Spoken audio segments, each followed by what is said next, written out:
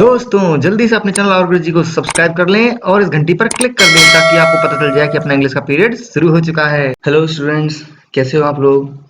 I hope सब बढ़िया होंगे। आज हम लोग एक्चुअल में जो पिछला लेक्चर हमारा था, क्या था हमारा stopping by words on Sunday evening का हमने एक्सप्लेनेशन समझा था। तो आज हम लोग उसका क्रिटिकल एप्रिसिएशन का एक बेसिक प्रोटोटाइप, एक आइडिया मैं बताऊंगा कैसे इसका क्रिटिकल एप्रिसिएशन लिखना है आपको। ठीक है, इसमें आप और अपनी तरफ से चीजें जोड़ सकते हैं, बाकी मैंने सिर्फ एक बेसिक आइडिया बताया आपको। तो देखो, ऐसा है कि सबसे पहले हम थोड़ा इंट्रोडक्शन बताएंगे, बिना इंट्रोडक्शन काम चलेगा नहीं। तो सबसे पहले इंट्रोडक्शन देंगे पोएम का कि भाई ये जो पोएम है stopping by woods on a snowy evening, ये एक्चुअल में one of the best poems में से है रॉबर्ट फ्रॉस्ट की, और ये 1922 में लिखी गई थी, है ना। परंतु पब्लिश हुई थी 1923 में। किस कलेक्शन पब्लिश हुई थी? इनका जो पोइट्री वॉल्यूम था ना, न्यू हैम्पशायर। देखो, अगर आपने हमारा जो इसका जो एक्सप्लेनेशन वाली वीडियो आपने सुनी है, देखी है, तो आपको पता होगा, मैंने बताया था उसमें न्यू हैम्पशायर वो कलेक्शन है जिसके लिए इनको पुलित्जर प्राइज मिला था पहली बार। इनको 4 बार पुलित्जर प्राइज मिल चुका है पोइट्री के लिए। जो पहला पुलित्जर प्राइज मिला था वो न्यू हैम्पशायर कलेक्शन के लिए मिला था इनको, ठीक है।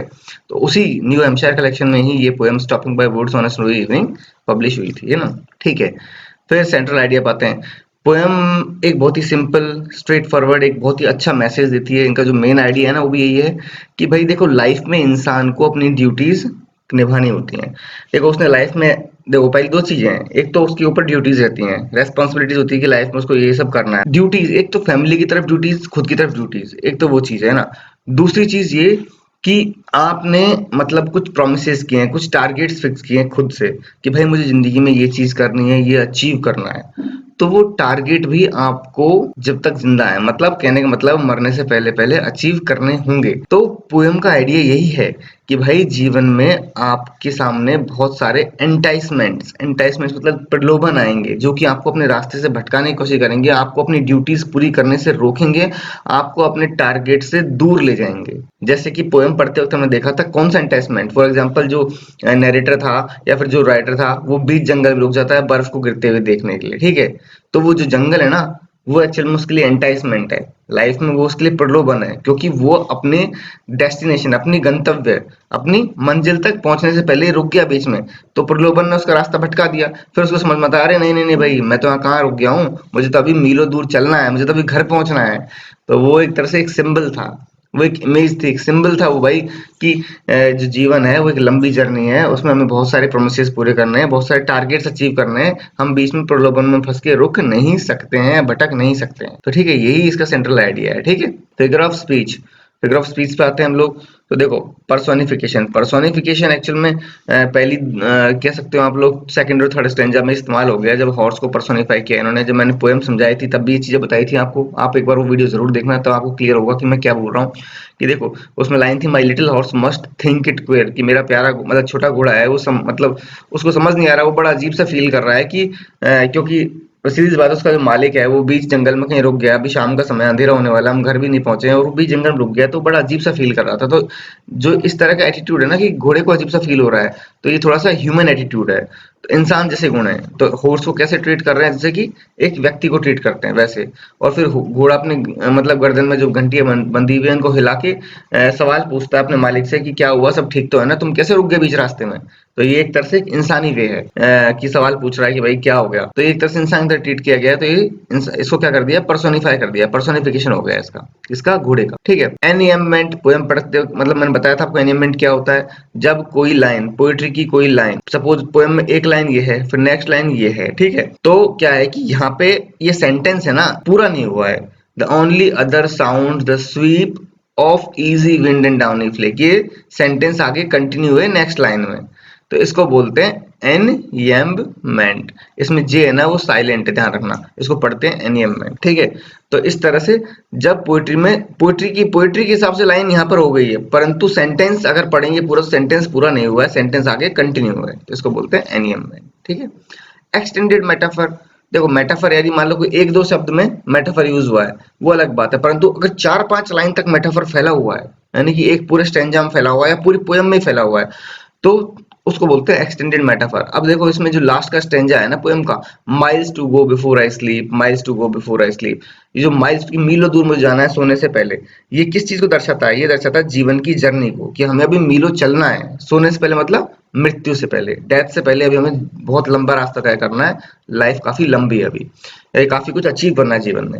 माइल्स टू गो बिफोर, जो तो इसमें जो माइल्स टू गो है ना, ये रिप्रेजेंट करता है जर्नी ऑफ लाइफ को, और sleep, before I sleep, sleep represent करता है डेथ को। तो ये मेटाफर्स हो गए जर्नी ऑफ लाइफ और डेथ के लिए, मतलब एक तरीके से रिप्रेजेंटेटिव, मतलब सॉरी वो हो गया मेटाफर हो गया क्या, miles to go before I sleep, miles to go before I sleep. तो ये एक्सटेंडेड मेटाफर हो गया, पूरे 4 लाइन में फैला हुआ था, इसलिए इसको एक्सटेंडेड मेटाफर बोलते हैं, यानी फैला हुआ मेटाफर एक तरीके से। एलिटरेशन, एलिटरेशन देखो, हुज वुड्स,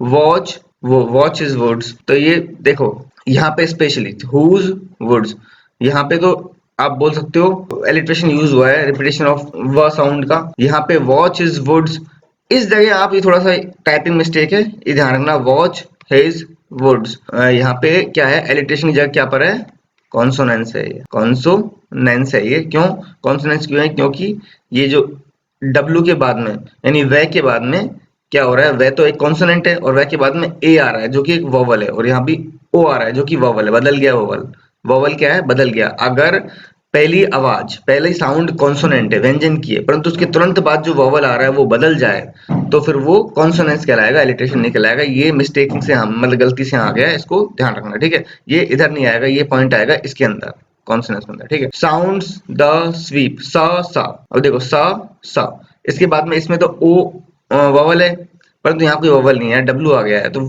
ये वैसे भी एलिट्रेशन है, ठीक है।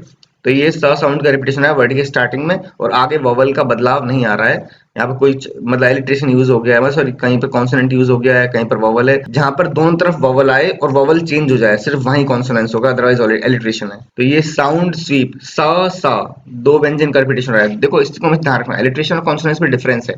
एलिट्रेशन में भी वर्ड का स्टार्टिंग जो साउंड होता है वो एक व्यंजन होता है, परंतु उसके बाद का वोवल बदलता नहीं है, ठीक है। और कॉन्सोनेंस में क्या होता है, वर्ड का स्टार्टिंग साउंड भी व्यंजन होगा, कॉन्सोनेंट होगा, परंतु उसके तुरंत बाद में दोनों में वोवल आएगा और वोवल बदल जाएगा, इसलिए कॉन्सोनेंट कहता है। यहाँ पर दोनों में वोवल आया ही नहीं पहली बात तो, ठीक है। तो ये एलिट्रेशन है। तो रिपीटेशन किसका हुआ है, एक तो व साउंड का और एक से साउंड का, यानी डब्ल्यू और एस का, ठीक है। असोनेंस, असोनेंस में वोवल्स का रिपीटेशन होता है, ओनली अदर साउंड, ओ ओ ओ।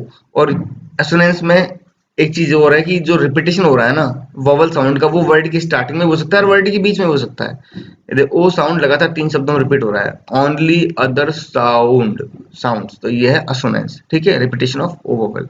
कॉन्सोनेंस अभी जस्ट पढ़ाया, जैसे डार्क एंड डीप, सबसे फेमस कॉन्सोनेंस है इसमें, बहुत इजी है आइडेंटिफाई करना। ड ड, दोनों क्या है, व्यंजन है, डे साउंड व्यंजन है, डार्क एंड डीप, ड ड, ड ड आ रहा है, परंतु तुरंत उसके बाद देखो वोवल क्या है, ए और ई दोनों बदल रहे हैं, ठीक है। तो ये कॉन्सोनेंस। अब आगे देखते हैं रिपीटिशन, लास्ट की जो 2 लाइन है पोएम की वो रिपीट हो रही है, miles to go before I sleep and miles to go before I sleep. ये क्या दिखाता है, ये रिपीटिशन दिखाता है कि भाई इन 2 लाइंस पे जोर दिया गया है, एम्फेसिस दिया गया है राइटर के द्वारा, किस चीज पे, किसी विचार पे उन्होंने जोर दिया है कि भाई वो क्यों रिपीट कर रहा है ऐसा, इसका मतलब वो जोर दे रहा है कि ध्यान दो इन चीजों पे, कि भैया अभी तुम्हें अपनी जिंदगी में ड्यूटीज पूरी करनी है, तुम्हें अपने टारगेट अचीव करने हैं, अभी तुम्हें मीलों चलना है मरने से पहले, जब तो जिंदा हो तुम्हें मीलों चलना है और बहुत कुछ अचीव करना है। तो वो रिपीटेशन करके ये दोहरान, मतलब इस चीज पे फोकस कर रहे हैं एक तरीके से, कौन, राइटर।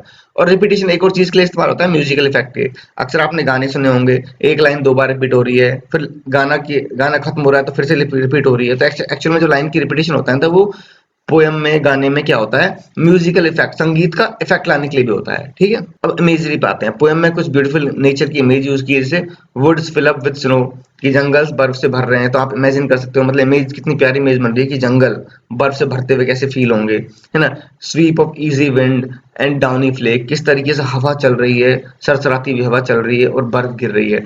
तो ऐसी कुछ बहुत अच्छी नेचर की इमेज इस्तेमाल हुई है पोएम के अंदर, ठीक है। स्ट्रक्चर और राइम स्कीम कैसी है, पोएम में 4 स्टेंजा है, 4 लाइन है हर स्टेंजा में, मतलब 16 लाइन है कहने का मतलब, हर स्टेंजा में 4 लाइन है। पहले 3 स्टेंजा है ना, उनमें तो rhyme scheme A A B A है, ठीक है, परंतु जो आखिरी स्टेंजा है ना उसमें रिपीटिशन यूज हुआ है, इस वजह से राइम स्कीम ए हो गई, मतलब सीधी सी बात है। अच्छा, जैसे कुछ बच्चे होंगे जिन्होंने पहली बार ही लेक्चर देख रहे होंगे, मेरे किसी भी वीडियो को पहली बार देख रहे होंगे, उनको तो पता ही नहीं होता राइम स्कीम क्या होगी।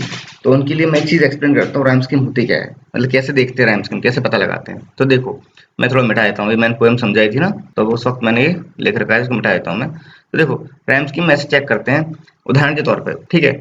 ये पहला स्टेंजा है अपनी पोएम का, stopping by woods on snow evening. देखो, whose woods these are, I think I know. Know, आखिरी वर्ड देखना होता है राइम स्कीम के लिए लाइन का। नो, इसमें आया नो, इसको हम देंगे ए। दो, नो दो, दोनों राइम स्कीम दोनों की तुकबंदी बैठ रही है, नो दो, तो इसको ए दिया तो उसको भी ए देंगे, ठीक है। स्टॉपिंग हेयर, क्या हेयर की तुकबंदी बैठ रही है दो या नो के साथ में, नहीं बैठ रही, तो उसको बी दे देंगे। स्नो, क्या स्नो हेयर से मैच कर रहा है, नहीं हो रहा, तो किससे मैच कर रहा है, दो या नो से, नो दो स्नो, तो ए, इसको भी ए देंगे। तो ये पहले स्टेज डायग्राम क्या होगी, ए बी ए, समझ गए। सेम चीज आगे फॉलो हुई है, क्विर नियर, इन दोनों की सेम है, लेक अलग है। फिर ईयर, ईयर क्विर नियर सेम है, ए बी ए, तो इस तरह से तीनों स्टेंजर्स में सेम फॉलो हुई है। चौथे में चेंज हो गई, डीप को ए देंगे, कीप को भी देंगे। डीप कीप दोनों तो बंदी बैठ रही है, स्लीप, स्लीप की तीनों से बैठ रही है, मतलब ऊपर के दोनों से, स्लीप तो बार से रिपीट हो रहा है, तो ए हो गया चारों में। तो समझ गए चीज, डीप कीप स्लीप स्लीप, इसलिए चारों ही ए हो गए। Shake mistake A, sweep B, flake shake mistake flake, तीनों की बैठ रही है, इन तीनों की एक दो तीन, तो ये तो ए हो गया, ये भी ए हो गया, ये भी हो गया, ये अलग है। तो समझ गए, इस तरह से ये राइम स्कीम निकालते हैं हम लोग आखिरी वर्ड को देखते हुए, ठीक है। तो इस तरह का है कि तीन स्टेंजा में सेम राइम स्कीम है, चौथे में चेंज हो जाती है। पोएम में मैसेज है, मैसेज वही है जो मैंने आपको पहले बता चुका हूँ कि भाई पोएम में एक पर्सन है, मतलब कहने का मतलब एक पर्सन है जो अपने घर जा रहा है, परंतु वो बीच रास्ते में रुक जाता है जंगलों को बर्फ से ढकते हुए देखने के लिए। तो इन रियलिटी में ये इंडिकेट कहाँ कर रहा है, ये इंडिकेट कर रहा है जीवन की जर्नी में, जिसमें हमें रास्ते में बहुत से टेम्पटेशंस मिलेंगे, प्रलोभन मिलेंगे। हम उन चीजों को देख के अक्सर अपने मंजिल तक पहुंचने से पहले रास्ते में भटक जाएंगे या रुक जाएंगे। तो इस तरीके से हमारे उद्देश्य, हमारी ड्यूटीज पूरी होने से रह जाती हैं फिर। तो उस तरफ से इशारा कर रही है पोयम कि भाई हमको ऐसे प्रलोभन से बच के रहना चाहिए, ऐसे प्रलोभन में हमें नहीं आना चाहिए। तो जो लाइन है ना, वो फेमस लाइन है, the woods are lovely dark and deep but I have promises to keep and miles to go before I sleep and miles to go before I sleep. ये चार लाइन इंडिकेट करती हैं इस message को, इस पर, ठीक है। तो इस चीज को हमें ध्यान रखना चाहिए कि भाई मरने से पहले हमें अपने टारगेट पूरे करने हैं, इसलिए हमको लाइफ में बढ़ते रहना आगे, keep moving forward in the life, समझ गए। क्रिटिकल नोट क्या है, क्रिटिकल नोट में आप एक स्पेशल पॉइंट डाल सकते हैं कि ये पोएम बहुत सी फेमस पर्सनालिटीज के द्वारा पसंद की गई थी। जैसे अमेरिकन प्रेसिडेंट था जॉन एफ कैनेडी, उसको बहुत ज्यादा पसंद थी ये पोएम, जॉन एफ कैनेडी को पसंद थी। साथ में भारत के first prime minister Jawaharlal Nehru को भी ये पोएम बहुत ज्यादा पसंद थी। मैंने बताया भी था ये जब पोएम का एक्सप्लेनेशन करवाया था कि जवाहरलाल नेहरू रॉबर्ट फ्रॉस्ट की पोएट्री का एक कलेक्शन अपने पास में रखते थे, स्पेशली जब उनकी डेथ हुई, मरने वाले थे, उस वक्त पूरा पूरा एक कलेक्शन उनके पास में पोएट्री का था रॉबर्ट फ्रॉस्ट की। उनको इतनी ज्यादा पसंद थी रॉबर्ट फ्रॉस्ट की पोएम्स, और स्पेशली ये पोएम तो उनको बहुत ज्यादा पसंद थी। तो ठीक है बच्चों, समझ में आ गया होगा, ये बेसिक आइडिया है। आप इसमें समरी ऐड कर सकते हो, आप इसमें और भी पॉइंट्स ऐड कर सकते हो। आपको कोई और किसी के व्यूज पता है, मतलब किसी फेमस क्रिटिक के व्यूज पता है इस पोएम के बारे में, तो वो व्यूज डाल सकते हो। इस तरह से क्रिटिकल एप्रिसिएशन में चीजें और ऐड हो जाती हैं, समझे। अगर कुछ समझ में नहीं आया हो तो बताना। और बाकी देखो, ऐसे समझ, सीधा क्रिटिकल एप्रिसिएशन का वीडियो देखोगे तो नहीं समझ में आएगा, पहले एक्सप्लेनेशन का वीडियो देखा करो, तब जाके समझ में आएगा कि भाई क्रिटिकल एप्रिसिएशन में सर क्या पढ़ा रहे हैं, ठीक है। तो चलो मैं मिलता हूँ नेक्स्ट लेक्चर में, टिल देन बाय बाय। और हाँ, ये वीडियो जरूर शेयर करना बाकी बच्चों के साथ में, ठीक है। मिलता हूँ जल्दी, सी यू सून।